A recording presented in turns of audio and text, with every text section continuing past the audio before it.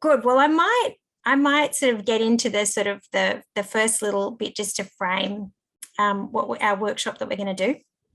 And I just want to start by acknowledging that I'm on beautiful Boon Wurrung country. I want to pay my respects to the people of the Cowen Nation, their elders past, present and continuing, and to acknowledge their magnificent custodianship of this beautiful land, and also want to pay my respects to any Aboriginal or Torres Strait Islander people who might be here with us today.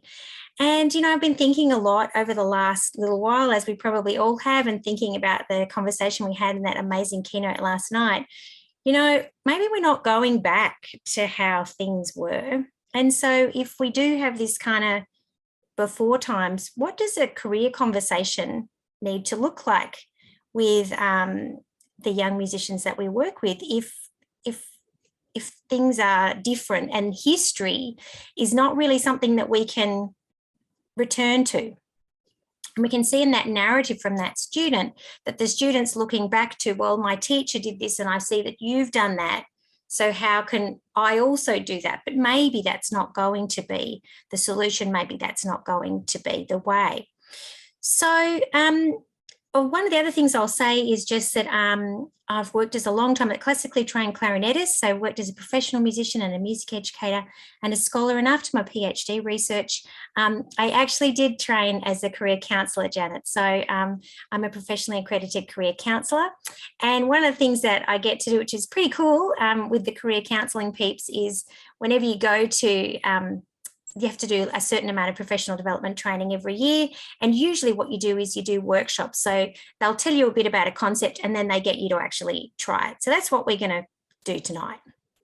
So we're all going to get a bit of career counselling PD. You can try and emphasise, see if you like it. But one of the interesting things about it is that it also gives us a different set of tools or ways of thinking and working, because we can step outside of having our music hat on or being situated in the music career space and just think about the people that we work with a little bit more differently. So this career constellations that I want to talk to you about tonight is one way to do that, because it's a person's whole of person centered kind of approach. Can you see my slides? Yes? Yes. They look extremely large. Maybe that's just the way it's looking on my side. Covering my whole screen, but that's covering your whole screen. Is that what people want? Or it looks good and colourful and pretty. Okay, all right. Well, there's only a few slides. So first of all, I just want to say, we're looking at career constellations, and careers as constellations is not actually necessarily a very new idea.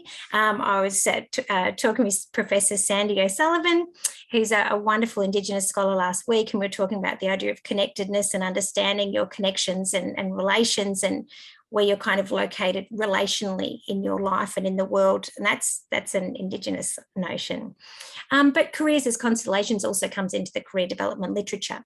And Candy Ho did this wonderful work quite recently on the idea of career influences. And she did a study of students that explored, you know, when students are at university, who do they ask for career guidance? And what was really interesting was that very few of them actually went to the career counsellor, Janet. Most of them asked the people around them. They didn't actually go to the careers services. So these people then who end up being drawn into conversations about careers, and that could be the librarian, the teacher, whatever it is, she termed career influencers. And what she found is that one of the challenges we have is that sometimes people will knowingly or see themselves in that giving guidance role.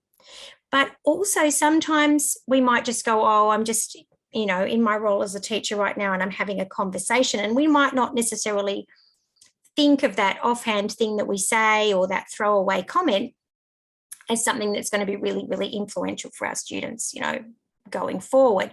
And so she noticed that sometimes in career influences, there's this discrepancy between, you know, what's actually happening and whether people are kind of conscious of what's happening, which is a kind of an interesting notion. You know, I think particularly when we think of, you know, we've talked a little bit too sometimes in the conservatorium environment, we may have colleagues who don't necessarily, they're not ready to get on the train of, you know, how much things have changed and let's do things very differently. I'm going to just be right out there and say I'm totally committed to disrupting the institution. So a lot of the things that I'll be saying will be totally about what is our potential for change, because, you know, in my view and through my research, it's greatly needed. But not everyone agrees with that. And so the challenge then is that if we don't think that our job is to provide career guidance, if we think that our job is to teach the trumpet or whatever, but our students are listening to what we're saying as career guidance, then we can be saying things and your students can be interpreting it in a way that maybe we're not intending, or maybe in a way or through a role that we don't particularly want. So that's a really important thing to sort of keep in mind. The other thing to keep in mind is that in Candy Ho's sort of key findings, she found that the guidance that was actually provided by people in the career influencer role was really shaped by the influencer's own career and life experiences. So, you know, our personal narratives then start to come through in that advice. And that's interesting because, you know, from a career counselling perspective, we would be letting the client do the work, and we would be bracketing our own career and life experiences. So, you know, from a counselling point of view, that personal side of things is like the top shelf. We only get that down when we really, really need to add something in, but otherwise we wouldn't really be talking about ourselves and our own career experiences. Influencers also saw themselves as contributing in some specific ways through advising, guiding, counselling, teaching, advocating, external liaising and leading. But a main form of help was the sharing of personal life stories. So then it's considering what are students taking out of personal life stories. And if we do that consciously, it's fine. I often use personal life stories about being a parent in my teaching to bring a more intersectional view into the teaching space, and to show that, you know, we have all sorts of different responsibilities in our lives, and that's okay, and that's part of life. Influencers also were really keen for professional development opportunities in terms of knowing more about career development. So also this workshop might be interesting from that point of view. And that gets us just, you know, these questions, I suppose, in the back of my mind are, you know, what are the things then that are influencing the career influencers? And that could be something as benign as I've only got 5 minutes, I've really got to get to the next thing. But it could, you know, and then thinking about how might those influences shape what the career influencer hears from students and then the advice that they give. So I'm going to come out of here and we're going to take that narrative from the student and we're going to draw it as a constellation. So in a second, I'm going to open up the whiteboard, but what I want you to have a think about, go back into that document. We're looking for what are the bright points? What is that student telling you about what is happening in their life, what is important to them? Because one of the ways we can help a student in that situation is just kind of reflect back what we're hearing and then let the student actually do the work of working out what's next. And that can be a really, really empowering way of working. So if we put the whiteboard up, I'm going to do a new whiteboard.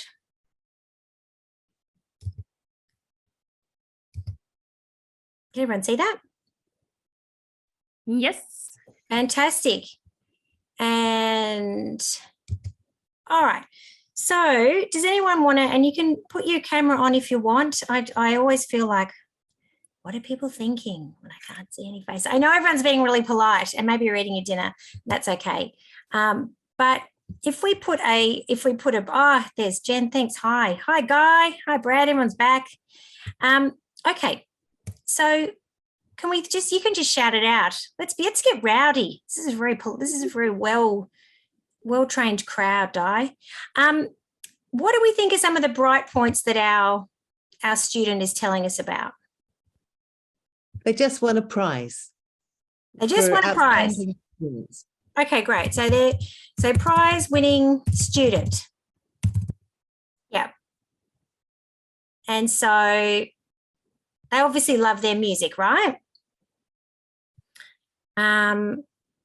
Prize winning music student. Okay, great. They seemed engaged to at least the classes they attended. I'm a glass half full kind of person. So I love it. I love it. We need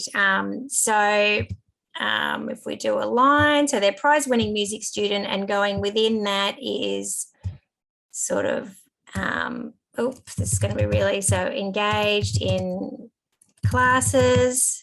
Good. What else? Maybe they're more in tune with monthly meetings rather than coming to classes regularly because they're at the monthly meeting of the school student society representatives. Yeah. So good monthly, and so as perhaps a strong social justice commitment, politically active. Yeah. They're also very much seem to have a very strong connection to their family. So yeah, really good, very caring, and they seem very sort of very others centered, and very caring for their family. Yep, that's excellent. Who said that? That was great. Caitlin said it. Caitlin, great. A+. I've just made it yellow. Oh, help me. How do I get rid of it? You can also write on this, so that I don't have to embarrass myself by making heaps of mistakes. You're also allowed to join in. So, and then as we go off of this, for example, so we've got that great theme about their social justice and commitment to community. So we could put into that, now I changed my shape to, circle. So that could be, then there we could put there, we've got the involvement in the student. So we've got student society involvement. They're also involved in their equity and diversity committee, aren't they? Mm-hmm. Yeah. What else? What else do we know about them? They're playing a lot. They're playing, but they've got gigs, they've got external gigs, and they're playing in the student theatre show. Yeah. In the orchestra.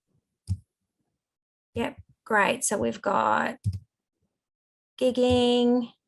and also the student seems to have some genuine financial problems that need to be addressed, which is affecting their studies, and there are really good reasons for why they need to have funding.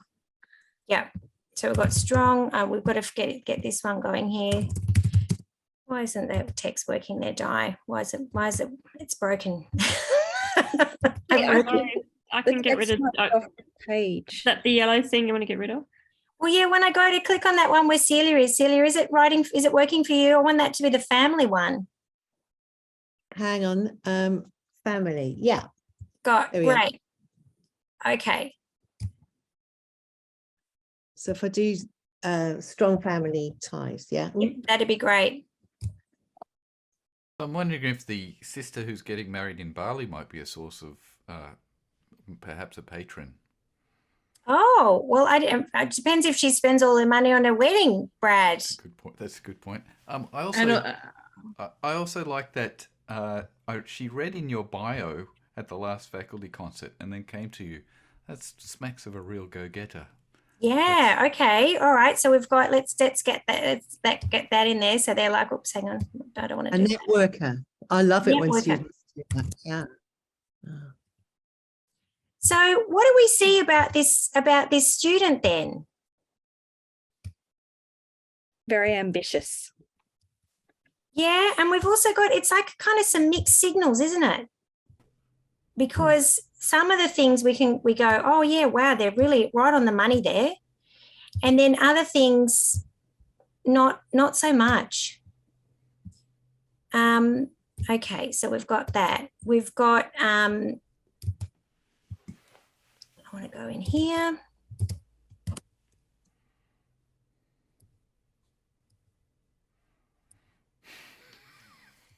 Family collections.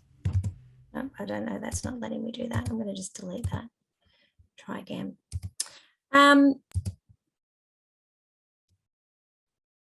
So what would we then do with this person? One of the things I would recommend is apply for scholarships, because I don't think the sister in Indonesia is going to be able to help too much unless they're earning, unless, let's say they're actually living in Indonesia and earning in American dollars or something. They're probably the one least likely to be able to help if they're earning at local currency. So I think we'd direct them towards scholarships, because it sounds like they want to go overseas, and then that will give them time to pay off the car. And if they're going to go overseas, they may actually need to sell that car. Not that that advice is necessarily something that a university lecturer should be giving. But, or I don't know. I don't really know. I mean, that's getting a bit too personal, I think. But certainly, scholarships and grants could help the student out of some of their situation and enable them to go and study overseas. Yeah. Nicole, it's interesting actually really looking at it like this. I think this is really fascinating. And I'm looking back at the little document you shared. I'm wondering if the values actually align with the aspiration, because it's her initial thoughts of like, I want to study overseas, spend lots of time practicing because I want to just sort out my technique. And then she goes into the more, well, someone else has done this is their aspiration, that worked for them, I'll do that too. But looking at this, I'm just wondering if there's a misalignment of values versus that student could quite happily stay at home, practice, sort out their technique, and then actually explore all their other values that they've got before making either a costly life experience or go down the whole path of having to sort of lead up to finally doing that and questioning whether they want to do that at all in the first place. Yeah, because that's a really important one. I mean, the person, I mean, on the surface of it, the student is asking you, help me to go and study overseas and sit in a practice room and be all by myself. But what the student is sharing with you as a whole person is, I'm really connected to my community here. I'm very engaged also in the community of my school. I do love my instrument, and I when I finish my degree, I'd like to really work on my technique. So they're obviously a good student, but I would be sort of going, why wouldn't you just be really working on your technique now? Because I've got a part-time job, I've got caring responsibilities, I'm really committed to my family, I have my own financial goals. So on the surface of it, we could look at that as a career influencer and be a good little career influencer and answer the question, go to this website, apply for these grants and see how you go. But another way to do it would be some of those things that were coming through in the chat. Well, I'm hearing that there's a lot going on. So we could be, what other questions could we ask that could put it back to the student and make them do the work? A question I like asking is just, what do you love about music? And that sort of sets up, the answer to that actually sets up a nice little blueprint of what their actual values are. And it's a question that you don't have to have the answers for, because everyone's love for music is very personal. But then what it does do is it then leads to a conversations of, okay, well, what impact do you want to make with your music? What legacy do you want to leave with your music? And you just sort of can ask some probing questions. And again, you don't have the answers, they have that for themselves. And I'm sure there's more intelligent questions that you can ask, but then at the end of it, then you can basically say, oh, well, given everything that you've told me, what would you recommend yourself to do? Or I'm a believer in gut feel as well. Like there is a gut feel. If I had these conversations, I mean, I got a Churchill fellowship, I went overseas, I learned bass clarinet, etc. Don't regret one iota of that experience, but I would sort of say that it started out me doing it because others had, and I didn't really think about, is that really what I wanted to do? And you've got the stress of finance and homesickness and all that kind of stuff. It's tough to do. So yeah.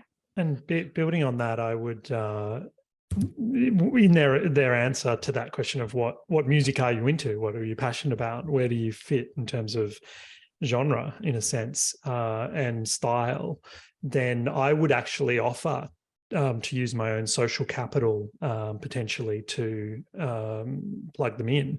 This is partly because I come from running work integrated learning programs and placing interns in this type of thing, but I was always very open to referrals and doing that. And I know some academics don't want to inflict our students onto the world in a way. But I was always very, and still am, very open to referrals and introducing them to people. But it would be based on that question of what are they into? Like who would be good? Like where would they then want to study if that is what they want to do musically? Then it would make sense to connect with these particular people in this particular area. And yes, probably, it would probably just be a few, email introductions, and hopefully that would then lead to them getting coffee meetings with people or Zoom meetings if they're overseas and that type of thing, and sort of expanding out what they're trying to do. Awesome. And that's really, if we look at that, they're all wonderful ideas. That's really investigation of one's own values, research, facilitating conversations so that students can do more research. Because when we look at this, you can even do this with a student. You can even sit down and go, okay, talk me through it, and get them to draw the bright points and have a look at it. Because when you see it like that, it's much easier for a student to go, you're right, there is a lot going on. And then I've stuck a few Post-it notes on there, and I think that could actually be quite a powerful thing to stick it on as a Post-it note. What do you think are the red flags in this plan? So then we've got, maybe are we overcommitted? Like, do we want to do all the things, but maybe we're trying to want to do all the things so we don't have to face up to the fact that we're just not sure what's going to happen, which is scary, but everyone goes through it. Yep. Or do we need to get, with Guy's introductions idea, do we need to clarify our purpose for going overseas? Like, why do we have to go overseas these days, really, and live by ourselves and pay £900 to be living with 15 people in a 1-bedroom apartment in London? Couldn't we just have some Zoom lessons and go over for 3 months and live it up? I don't know. That sounds fun. I'd do that. That'd be fun. Is this the right time? If we've got money problems or caring responsibilities, do we have to go now? What's the timeline? Why do we have to go now? Oh, because everyone else is doing it. Well, does that mean you've got to do it? So it's just another way of having these conversations without, in a way that allows us not to get sucked into answering that one pithy question the student has asked, and helps us to think about what the career counsellor would do, which would really be to empower the person to see their own situation from a few different angles and to recognise their resources. So that could even be, if they had the conversation with you, Guy, wow, look, I see you're a networker. If you read the program notes from my last concert and you've remembered that and you've sought me out to have a time, that is awesome. I would love to connect you up with some people so you can keep doing that, having those conversations to see what's next for you. But it sounds like maybe you want to do a bit more research or something like that. That's the workshop. I don't know if we've got time for a comment or anything. I don't know how that landed. I would love to hear what that was like for you. But that is a career constellation mapping exercise.